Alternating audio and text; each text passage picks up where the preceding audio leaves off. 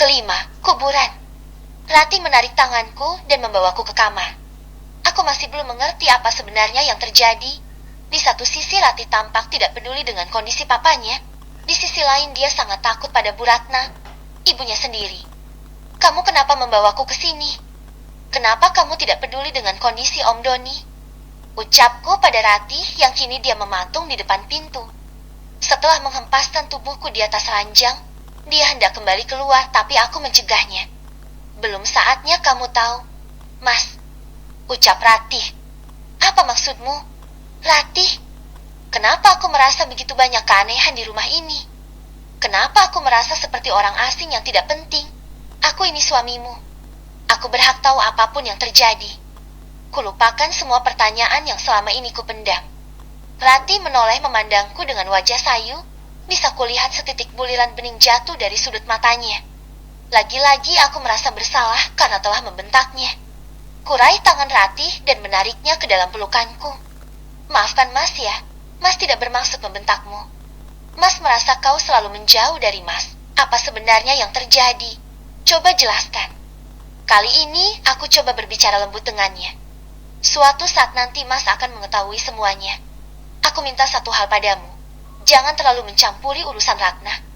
Kau boleh mencari tahu semuanya, tapi jangan abaikan peringatan atau larangan dari Ratna. Suara yang tadinya sangat lemah, kini bagaikan menggema dan ganda saat Rati mengucapkan kata-kata itu.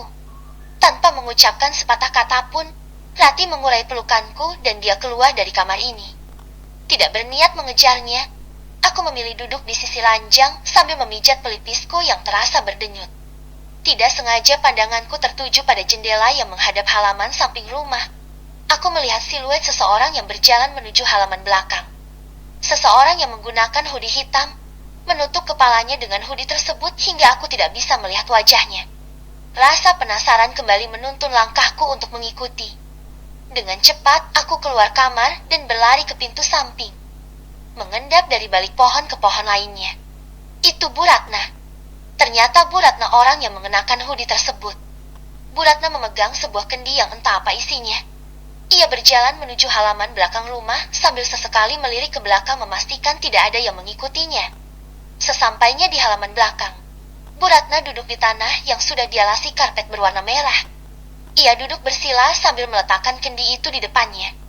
Tapi tunggu, di depan Bu Ratna juga terdapat gundukan tanah yang mirip seperti kuburan.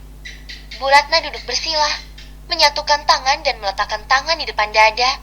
Mulutnya komat kamit seperti membaca sesuatu. Setelah itu, Bu Ratna menyiramkan isi dari kendi itu pada gundukan tanah yang berada di hadapannya. Kendi yang ternyata berisi air itu. Bu Ratna juga menaburkan bunga di atas gundukan tanah itu. Persis seperti orang yang sedang berziarah kubur. Tapi bedanya, Bu Ratna seperti membaca mantra bukan membaca doa ataupun surat Yasin. Selesai menabur bunga, Bu Ratna bangkit dari duduknya dan berlalu hendak meninggalkan tempat itu. Aku segera bersembunyi di balik pohon besar agar tidak ketahuan oleh Bu Ratna. Tentu saja aku tidak akan melewatkan kesempatan ini. Aku penasaran makam siapa itu sebenarnya. Lalu kenapa Bu Ratna seperti melakukan ritual saat menziarahinya? Memastikan Bu Ratna sudah pergi. Aku segera menuju makam itu.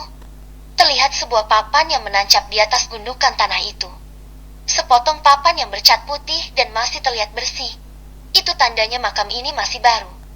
Mataku melotot saat membaca nama yang tertera pada papan itu, Ratih Pramudia. Duniaku seakan runtuh. Bagaimana mungkin di sana tertera nama istriku? Baru tadi Ratih masih bersamaku. Tidak mungkin itu Ratih. Tidak, tidak mungkin. Ratihku masih hidup. Aku menggeleng hebat, menepis pikiran buruk tentang Ratih. Mas, kamu ngapain di sini? Aku memutar pandangan ke belakang saat mendengar suara itu. Tampak Rita berdiri di belakangku. Dia melihat lelehan air mata yang terus mengalir dari mataku, serta juga melihat makan yang tertera nama Rati di depanku. Apa maksudnya ini? Kau bisa menjelaskan sesuatu padaku? Rita, suaraku serak saat mengucapkan kata-kata itu. Kakiku terasa lemas. Bahkan untuk menopang tubuhku rasanya sudah tidak sanggup. Badanku luruh ke tanah. Aku memeluk gundukan tanah yang berada di hadapan. Ini tidak seperti yang kau pikirkan. Mas, aku Aku bisa jelaskan semuanya, tapi tidak sekarang. Lebih baik tinggalkan tempat ini sebelum ibu melihatmu di sini. Ucap Rita sambil berusaha membantuku untuk bangun. Ratih sudah meninggal. Lalu siapa yang bersamaku 2 hari ini? Siapa? Jawab aku, Rita. Berteriak di hadapan Rita, meluapkan semua amarah yang sudah memuncak. Plak, ini bukan kuburan Mbak Ratih, Mas. Makanya kau tenang dulu. Dengarkan penjelasanku. Rita memukulku, berteriak agar aku bisa tenang. Bukan karena rasa sakit akibat pukulan Rita, tapi aku mencoba meredam amarahku agar bisa mendengar penjelasan dari Rita. Ayo kita pergi dari sini. Nanti aku akan menjelaskan semuanya.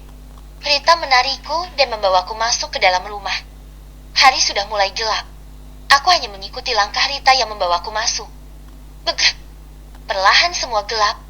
Kesadaranku perlahan hilang saat merasakan pukulan yang sangat kuat di bagian tengkuk. Apakah kau yakin dia akan melupakan semuanya saat dia sadar nanti? Jangan sampai rencana ini gagal karena dia mengacaukan segalanya. Samar-samar aku mendengar suara seseorang. Aku tetap menutup mataku pura-pura belum sadar. Sedikit demi sedikit aku membuka mata, mengintip ingin mengetahui siapa sebenarnya orang itu. Seorang pria sedang berbicara dengan Bu Ratna. Saat ini aku berada di kamarku dan Ratih. Dan ini sudah pagi. Berarti aku pingsan setelah mendapat pukulan itu. Dan semalaman aku tidak sadarkan diri. Ini akan berhasil. Dia akan lupa semuanya saat dia sadar nanti. Ucap pria itu. Baiklah, ini bayaranmu. Sekarang pergilah. Pastikan mereka tidak curiga.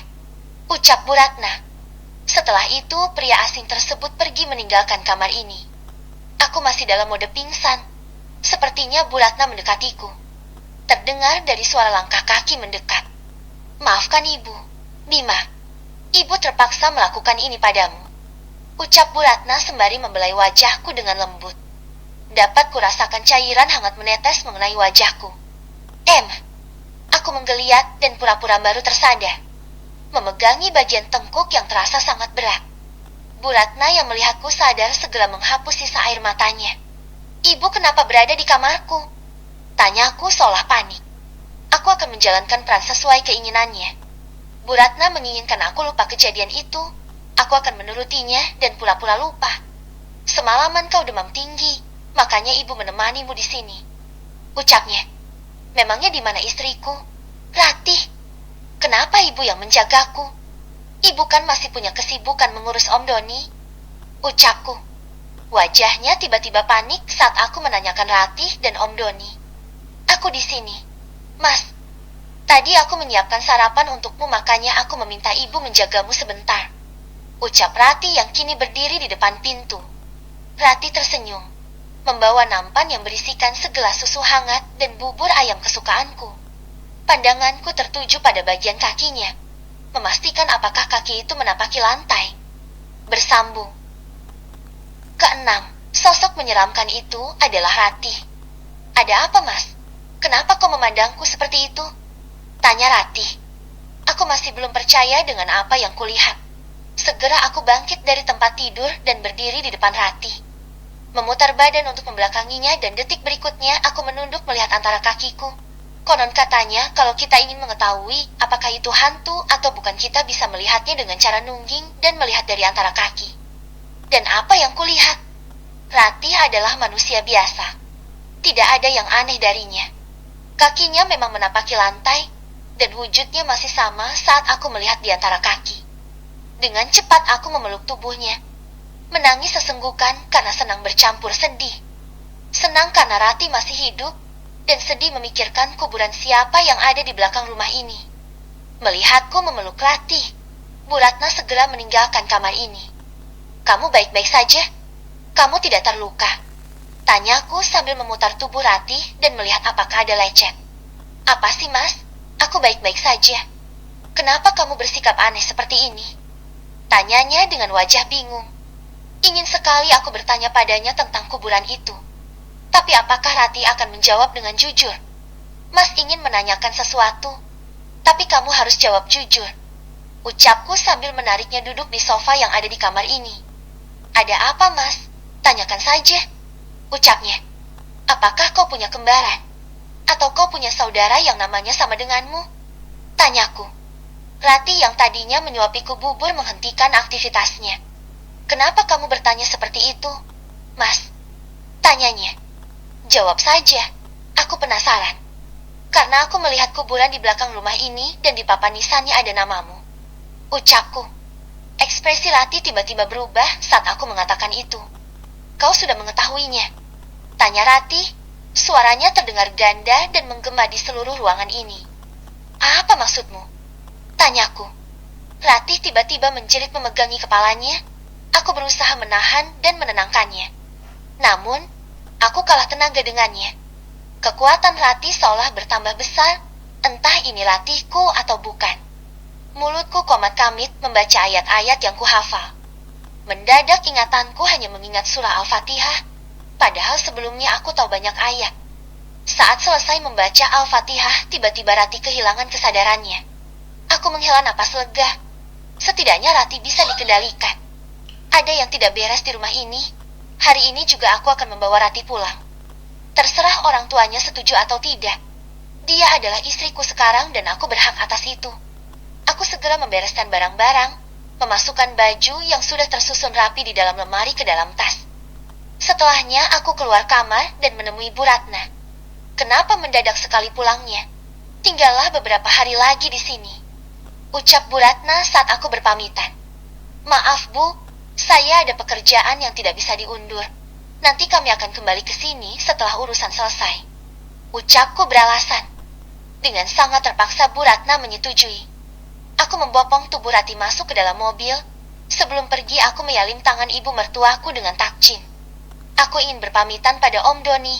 Bu, bolehkah aku menemuinya sebentar? Tanyaku. Papa sedang istirahat. Nanti ibu akan sampaikan dalamnya. Ucap Bu Ratna. Tentu saja dia takut aku menemui Om Doni yang saat ini sudah menjadi mayat. Sudah pukul 2 siang. Aku segera melajukan mobil meninggalkan rumah ini. Rati belum juga sadar. Sengaja aku membaringkannya di jok belakang agar dia merasa nyaman. Perjalanan berliku dan menanjak. Belum lagi bebatuan yang menghambat perjalanan. Mobil yang dikendarai bergoyang karena jalanan yang berbatu. Rati yang berbaring di belakang tiba-tiba sadar. Dia menyernit saat menyadari sedang berada di dalam mobil. Kita mau kemana, Mas? Tanyanya. Kita akan pulang ke rumah. Kamu istirahat saja. Jawabku sambil melihat wajahnya melalui kaca spion. Tanpa menjawab lagi, Rati kembali berbaring dan memejamkan matanya. Setelah perjalanan panjang, akhirnya kami tiba di rumah. Sudah pukul 8 malam dan Rati masih tidur di jok belakang. Tidak tega untuk membangunkannya. Aku memutuskan untuk menggendongnya masuk ke dalam rumah. Turunkan aku, ucap Rati dengan suara menggema. Sontak aku menghentikan langkah dan menurunkan Rati. Membiarkannya masuk terlebih dulu. Sementara aku mengeluarkan barang-barang dari mobil. Selalu saja begitu. Kalau malam hari Rati pasti berubah galak dan menyeramkan. Tapi kalau siang Rati biasa-biasa saja. Gumamku lirih. Tapi tunggu. Bagaimana Rati masuk ke dalam rumah, sementara kuncinya masih ada padaku? Untuk memastikan, aku menekan knob pintu apakah masih dalam keadaan terkunci atau tidak. Dan benar saja, pintunya masih terkunci. Tapi Rati sudah tidak ada di sini. Itu artinya Rati sudah masuk ke dalam rumah. Dari mana? Aku merogoh saku dan mengeluarkan kunci, membuka pintu dan membawa barang-barang masuk. Segera aku masuk ke dalam kamar untuk memastikan apakah Rati sudah berada di dalam.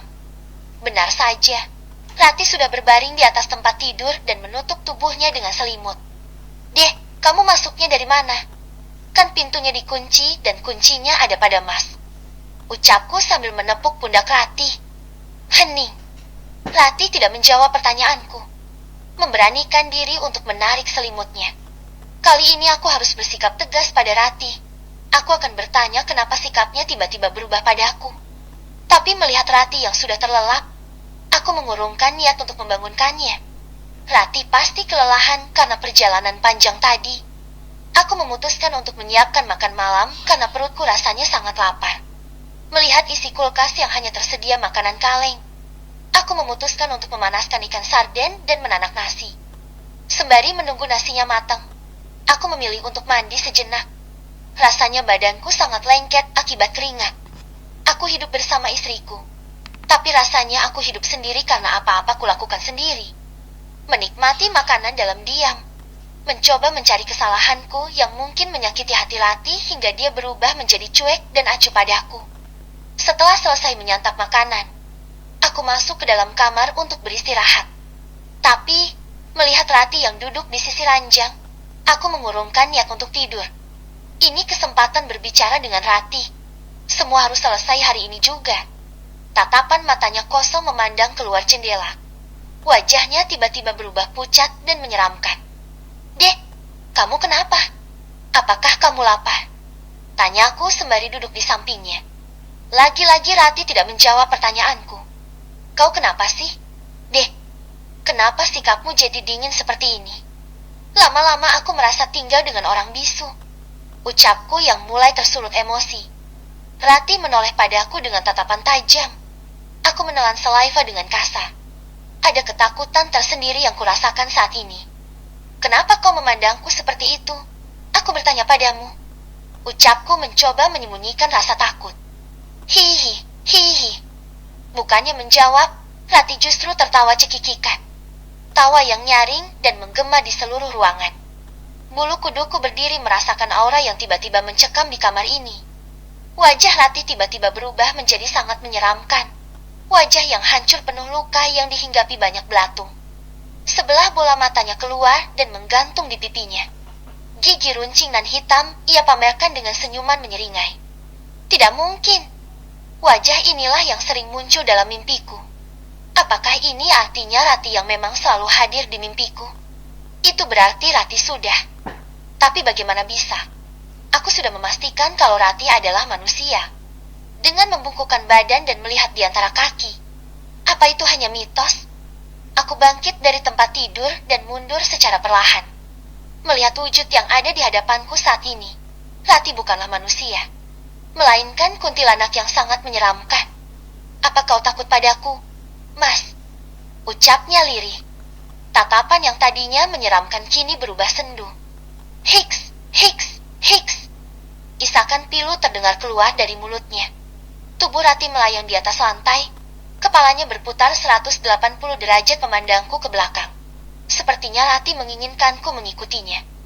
Dengan kaki yang bergetar, aku mencoba melangkah mengikuti kemana arahnya Rati pergi. Apa sebenarnya yang terjadi?